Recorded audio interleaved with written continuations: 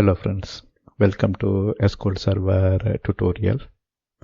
In this video, let us learn what is a shared lock and what is a exclusive lock.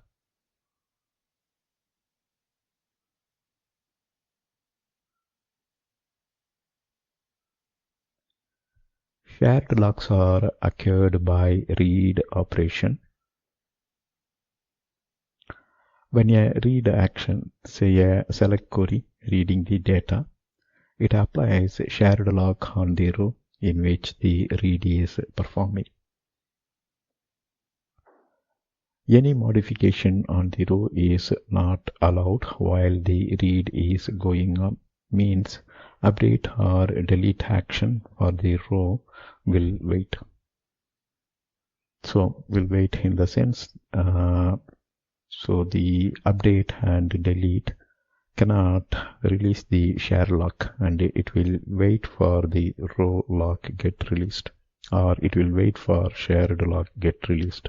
So once the shared lock get released, update and delete can proceed. But multiple read can happen with the row. So only update and delete is stopped. When all read completed, why? Because here we are talking about multiple read can happen, right? When all reads completed, the shared lock will be removed from that row. Let's state that we have a data row or a table row, we can see, and let's state that already a read operation is started here. Read means let us state a select statement which is picking this row and reading the content from each cell. So during this time, so when read is going on, it will put a lock here, and we can call that as a shared lock. So here is the first read, right? It puts a shared lock and performs reading. So during this time, multiple read is allowed. So already there is a read that put a shared lock, and let's state that there are two more read. The read can pass through this shared lock, right? So when there was a very first read, that time itself a shared lock was occurred for the row. Then second read and third read is happening. Since it is a shared lock, they can occur the lock, or they can pass through the lock and perform the reading.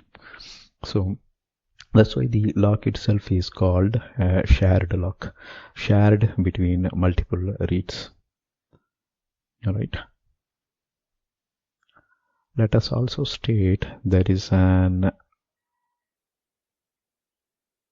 attempt for update. There is an attempt for delete as well. But these two operations are not allowed here in the shared lock. So these two operations will wait. So what happens? Let's state that this is read 1, right? Read 1 is completed. It came out. And read 2 entered, and it also came out. And still shared lock is there, and read 3 came in. Read 2 came out, and now read 3 also came out, and there is no more lock. Because there is no read, the shared lock will be removed. So during these 3 read, let's state that update and delete is in the queue, and once they see there is no shared lock, they will go ahead. So let's state that update progressed first, delete will wait. Update will go ahead and perform update on the cell. Then delete may enter, and it can do the deletion of a particular column. deletion of particular row. Alright, so that's what called shared lock. Now let's proceed further. Exclusive lock is applied by row update. Here if you see, shared lock is applied when read is performed. Since it is a shared lock, it allows multiple other parallel reads, but update and delete operations are prohibited during the share lock. So once the share lock is removed, any one of these DML operation can enter. Exclusive lock is applied by row update. So shared lock is for read and this one is for update. Exclusively locked row does not allow any other operation, both read as well as write.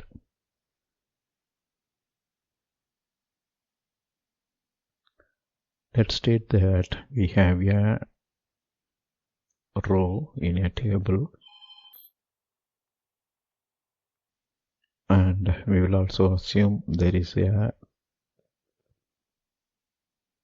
write operation. Let's state there is an SQL update.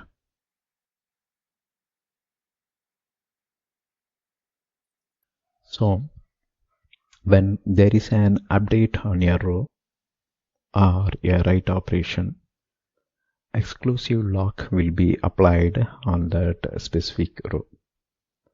So all the operation.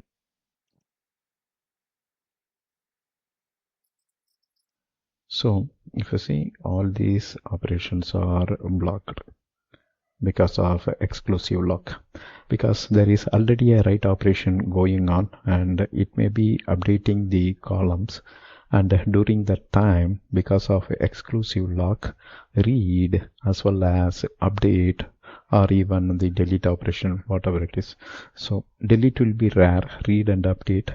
So the both read and write is prohibited. So that's the exclusive lock.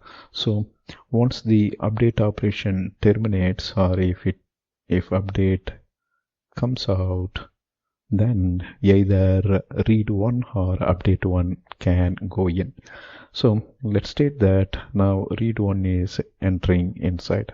So when read one is entering inside, what happens? The lock will be, because update already came out, exclusive lock will be removed. Read one came in and shared lock will be occurred on this row. Update one is still prohibited, but read two will enter. But if it happens in the reverse way, let's state that update came out and update one is now entering. So it will put one more exclusive lock, and again read one and read two will wait. So that's shared and exclusive lock. But based on transaction isolation level, we can ask to enable only the shared lock or both shared and exclusive lock. So we will go through that in the next few videos. For now, just understand what is the shared lock and exclusive lock. From next video onwards, we will explore transaction isolation in relation with these lock, whatever we explored here, shared lock and exclusive lock. These two locks are occurred by the transaction isolation levels. That's all here in this video. Thank you for watching. Bye.